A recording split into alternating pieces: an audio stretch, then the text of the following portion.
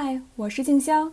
今天这个 BC Recovery Benefits BC 省复苏福利这个视频是申请开放当天做出来的，希望可以帮到大家。今天我会详细给你们介绍这项福利，并手把手教你们申请这项福利。废话不多说，直接进入主题。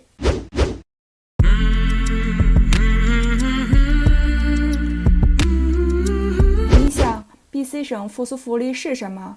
这个福利在官网上是有中文介绍的，这里我做一个精简总结。BC 省复苏福利是 BC 省推出的一次性的免税福利，必须申请才会收到，不申请即使符合资格也收不到。符合条件的家庭和单亲父母最高可获得1000加币。家庭是指个人及其配偶或同居伴侣，并且没有分居，双方都必须是 BC 省居民。单亲父母是至少是一个孩子的主要照顾者的个人，符合条件的个人最高可获得500加币。福利资格的收入是基于2019年纳税申报表的净收入，政府会直接把福利金存入到您的银行账户。福利金额总的领取金额会在您在网上填入收入时会自动计算出来。符合条件的家庭和单亲父母净收入不超过12万5千加币，福利金额为1000加币；净收入大于12万5千加币，但是不超过17万5千加币，福利金额会适当降低。符合条件的个人净收入不超过6万2500加币，福利金为500加币；净收入大于6万2500加币，但不超过8万7500加币，福利金额将降低。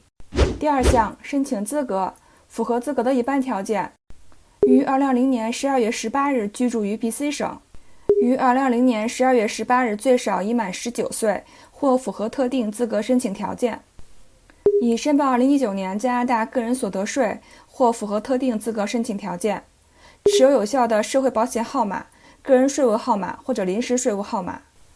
如果您收到福利后，但以后政府发现您并不符合资格，您便需要退还款项。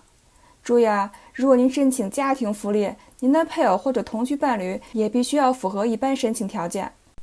特定资格申请条件，如果申请人是 BC 省居民，但申请人的配偶并不是，申请人只能申请个人福利。申请人符合2019年度报税资格，但没有报税，必须在申请福利之前报税。申请人在2020年成为加拿大的税务居民，则无需申报2019年的加拿大个人所得税，但是需要提供2019年包括所有来源的收入情况。所有款项必须按您收取收入时的加拿大银行汇率转换为加币，并且要提供收入证明文件。如果申请人是19岁以下，但是与配偶或者同居伴侣同住，可以申请家庭福利。如果申请人是19岁以下，并且是最少一个孩子的主要照顾者，可以申请单亲家庭福利。第三项，申请所需资料。首先是2019年报税表的净收入，可以在报税表的23600行找到，然后是社会保险卡号码、驾驶执照的号码、银行存款信息，其中包含分行号码、机构号码、账户号码。这些信息呢，可以在您的支票或者网上账户资料里找到。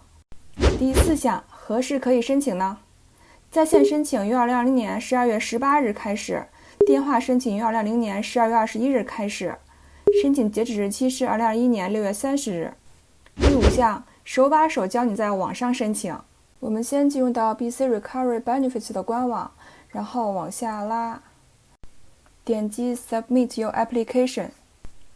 在第一段呢，是一个简短的介绍，就是说这个 BC Recovery Benefit 是一次性的福利，然后是最多给家庭或者是单亲父母1000加币，是最多给个人是500加币。接下来这点呢，我们刚才也提到了，在你申请之前呢，你需要你的社会保险卡号码，然后你的 BC 省的驾照的号码，还有你的银行的信息，以及你的2019年的报税的净收入。如果您是按家庭来申请呢，您的配偶或者同居伴侣呢，也一定要符合一般申请条件，否则呢，您就只能按个人来申请500加币了。这句的意思是，如果您是2019年12月31日之后移居到 BC 省的，您需要提供以下资料，其中包含 BC 省驾照号码、您的 BC ID、您的 BC Service Card 就是医疗卡。接下来这个是说的是原住民的证明，还有就是需要一张 BC 省政府或者联邦政府发的 ID。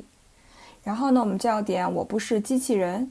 那我们进入到下一页，这页就是说我们怎么申请。你是自己为自己申请呢，还是你是一个受委托人进行申请，或者您是去世人士的遗产执行人或者其代表来进行申请。那我们以第一项举例，然后点下一步。这一步呢，就是说明你的婚姻状况。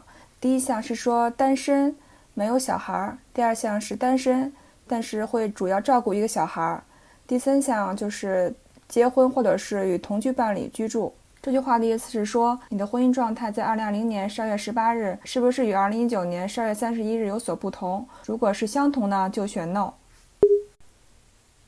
你在2020年12月18日是不是在 BC 省居住，或者是 BC 省居民？这一项是说，你是不是在2019年12月31日之后是成为 BC 省居民的？有没有报2019年的个人所得税？在这里，如果你点了是 No， 它是说你是不符合资格申请的。这一项是说你有没有入狱，一般都选 No。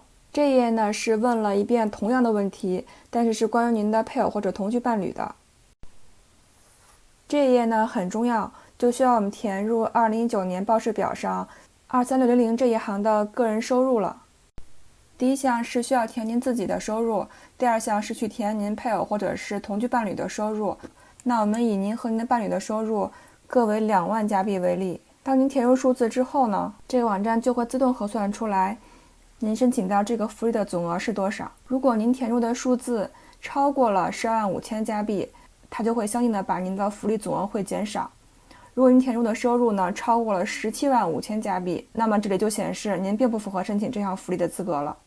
这一页呢就需要填入您的个人信息了，您的姓名、生日，以及您的社会保险卡号码，您的 BC 省的驾照号码，还有您的配偶或者您的同居伴侣的姓名、生日以及社保卡号码。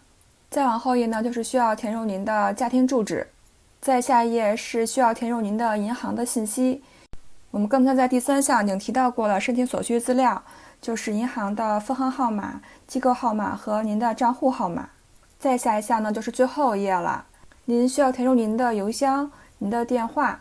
如果您填了邮箱呢，他们会把这个申请的确认号发到您的邮箱，然后您就可以提交了。提交之后呢，您就会在这个网页看到您的确认号码，当然他们也会给您的邮箱发一个确认号。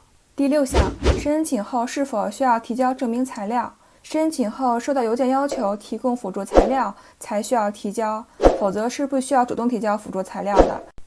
但如果是2020年登陆的新移民，就需要提交辅助收入材料。第7项，个案分析。提问：先生没有工卡，没有报税，太太有报税，太太申请个人的500加币呢，还是家庭的1000加币呢？回答：太太无法申请家庭的福利1000加币，但可以以个人身份申请500加币。因为网站呢是针对绝大多数人的情况设计的，所以个人情况如果比较复杂呢，建议是12月21日之后打电话申请。